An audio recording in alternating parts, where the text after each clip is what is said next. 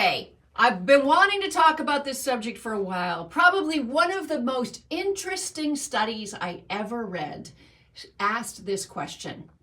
They asked women if you would rather have your partner see a prostitute once a week for 1 hour and a quantifiable, unchanging amount of money.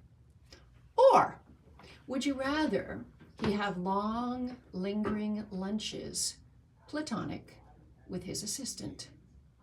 Kayla, what do you think most of the wives said? I would hope. I don't even know. Both are awful, but maybe the assistant if I had to choose. Nope. What? Okay, so here's what evolutionary psychologists would say here about these results, is that more women understand that men can more easily separate sex and feelings. And if single women are listening out there, let me just say this.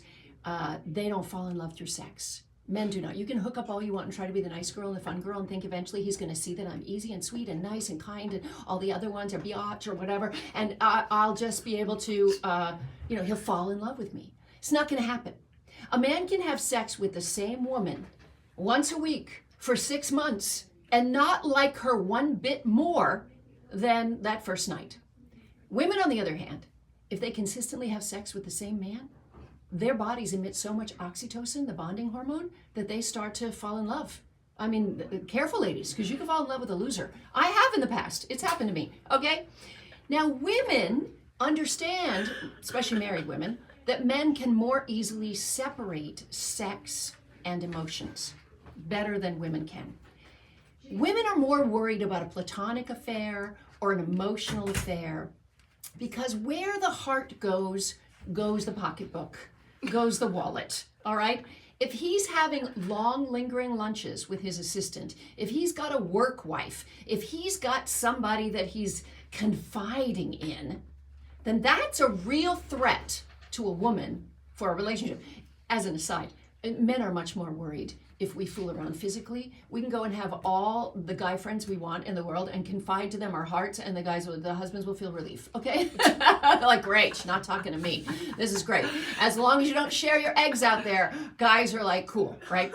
So this is why we have this new phenomenon called an emotional affair, where somebody's got a side relationship where they haven't actually crossed the line. Maybe they're not even having quote unquote sexy conversations, but they're confiding in them. They're sharing emotions with them.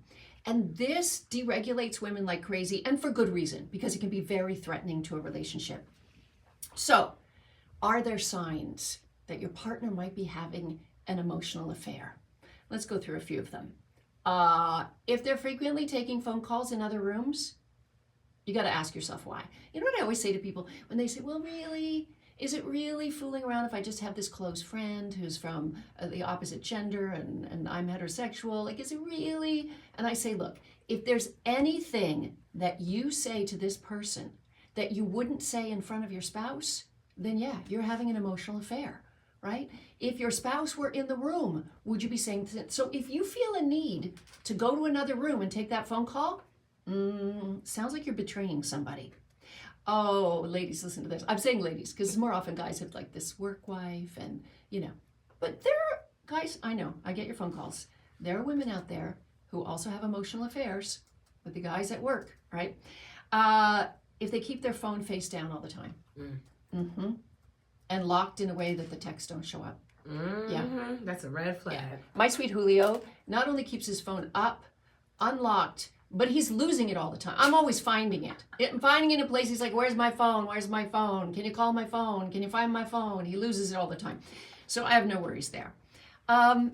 If your partner is suddenly changing passwords and passcodes, and they always have an excuse, right? It's like, oh, well, someone hacked me into this and that, and I'm worried about, Or you keep going through it. That was my ex's line. That's why I kept changing it, because I kept going through it. Well, then did you say, what do you have to hide? He was hiding other women.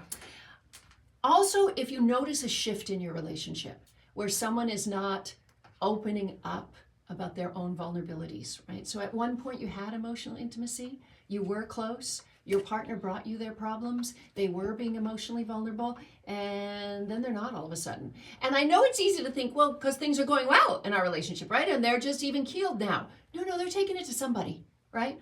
They're taking it to somebody. And then when you inquire, they either gaslight you. Remember what gaslight means. It means make you feel like you're crazy for checking, or they get really defensive. You know, when I was in my PhD program and they were training therapists, I'm not a therapist, but I'm a professor, but they told us that usually when a client gets very defensive, you're close to the truth, right? The more defensive means you're close to the truth. Okay, so let's say you've inquired, they gaslit you, they got defensive, and you decided, okay, I'm going to set a boundary around this. I'm going to ask that they not talk to this person outside of work hours, or that they don't send them private DMs in their Instagram all day. If they do not respect your boundary in that area, they're probably having an emotional affair. They can't give it up, right? And the biggest thing about emotional affairs, I think that can hurt relationships the most, is that they can betray your confidence. If they're telling somebody else details about your private relationship, that is not good, right? Yeah, and how often do emotional affairs actually lead to physical ones? That's a really good question, because I've been on CNN and HLN a few times when things were leaked of people's Twitter conversations, and they're like, is it always foreplay? Even these really highly sexual text exchange, they may or may not be foreplay. In other words, oh, ladies, by the way, if you're out there and you're single and you're dating and there's a guy who never wants to get together, but he's happy to do sexy texts with you all the time, he's using you so that he can practice what we call autosexual behavior. For the person he actually wants. Yeah, he can masturbate to all those texts. That's what I'm saying. What? Yes. So he or she is able to use that person for their own personal arousal purposes, but they don't need to get together in the real world. So don't sext, really. If you're in a long-term relationship and it keeps it lively, that's fine. That's different. Give it a little spice. But if you're just dating somebody and you barely see you later, it's like, no way. You would never do a sex? Oh, because it lives forever digitally, right?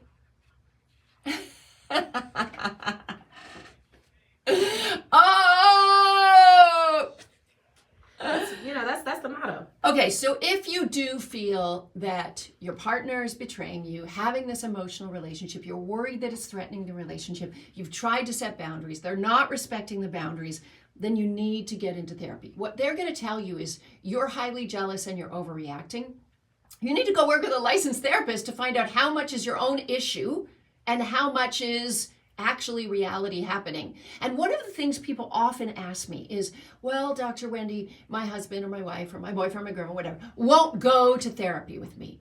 You know what? Divorce. No, Sorry. Sorry. A relationship is a system.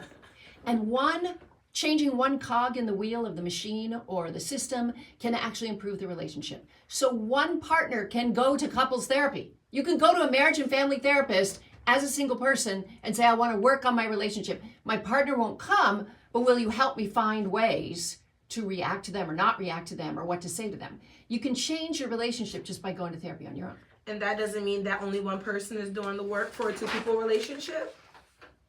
Or sometimes you have to fix yourself in order to fix the situation? There are lots of reasons why people stay together in good enough relationships. Children are a good one. So they got to figure out how to work it along the way. Okay, let's talk about good relationships. When we come back, I want to describe 3 important relationships that you need to have in your primary love relationship. I'll explain. You are listening to the Dr. Wendy Walsh Show on KFI AM 640. We're live everywhere on the iHeartRadio app. Right now, let's go to the 24-hour newsroom and our Layla Muhammad. Okay, YouTube, we're done. We're going for a break, and I'll be back in a few minutes. Good to see you.